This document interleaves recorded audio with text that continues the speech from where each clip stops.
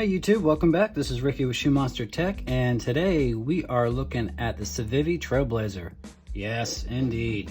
Very cool knife. But before we get into the nitty gritties and all the goodies, you guys go ahead and get on my Instagram page at Shoemonstertech. And if you guys want to help support the channel, you guys can purchase one of these bad boys. I'll leave the link down to my email. I'll leave it down in the description so you guys can message me and I'll get right back to you, okay? Cool beans. All right, well, let's start off with the specs on this knife here. This one is a pretty cool knife to review, I'm gonna have to admit. This was passed down to me by the Apex Knife Pass Around group, so thank you very much, guys. Very much appreciate it.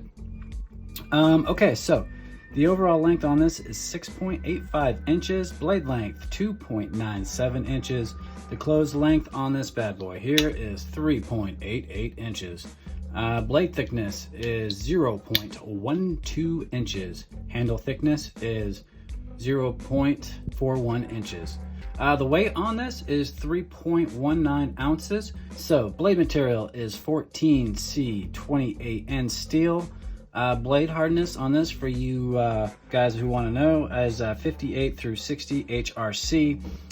The blade grind on this is the hollow grind. There you go. And it is a gray stone washed finish. Sweet, right?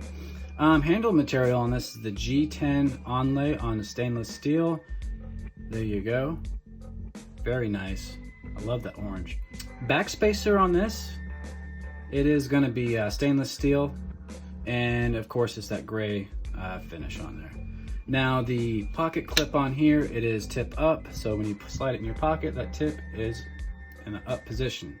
The pivot assembly is bronze washers on here, and locking mechanism, it is a slip joint. It's a very strong slip joint too. I mean, yes, this hasn't been broken in, but man, I like it. Now this knife is meant for an everyday carry or an outdoors knife, so yeah, there you go. That's it for the specs, guys. Let's do some size comparisons. What are we gonna start off with? We'll start off with the Benchmade Griptilian. So yes, the Griptilian is definitely a larger knife. It really gives you a sense of how big this knife is. It's not a huge knife. You can get a good purchase on here though. You can get all, I've got medium to large size hands, so I can get pretty much a full purchase on this knife. So there you go. Line it up pivot to pivot, give you a good idea. What else can we do a size comparison on? Let's do the Ontario Rat 2. Yeah, so it's closer to the Ontario Rat 2. The Rat 2 is actually a little bit larger. Now the blade length is about the same, but the handle on the Rat 2 it's definitely longer in length. So there you go. What else can we compare to? Let's look at the Para 3 by Spyderco. Now yes, the Spyderco is definitely a larger knife, not by much. The blade is just a hair longer, and the handle is just a hair longer. So yeah, that's a good size comparison, right? What else can we look at here? Where's my Sharpie? Bam, right in front of me. So yeah, that's it, folks. That's what you got. All right. So let's do pros and cons on this. Now, generally, I'm not a slip joint kind of guy, but this knife has grown on me. I've been tinkering with this knife. Haven't been doing too much with it. I guess that blade does come center, doesn't it? So that's a pro, but let's start off with the cons. Cons on here, maybe that pocket clip, it kind of just goes up just a little too much there. Not a big deal, just I'm trying to nitpick at this knife. So,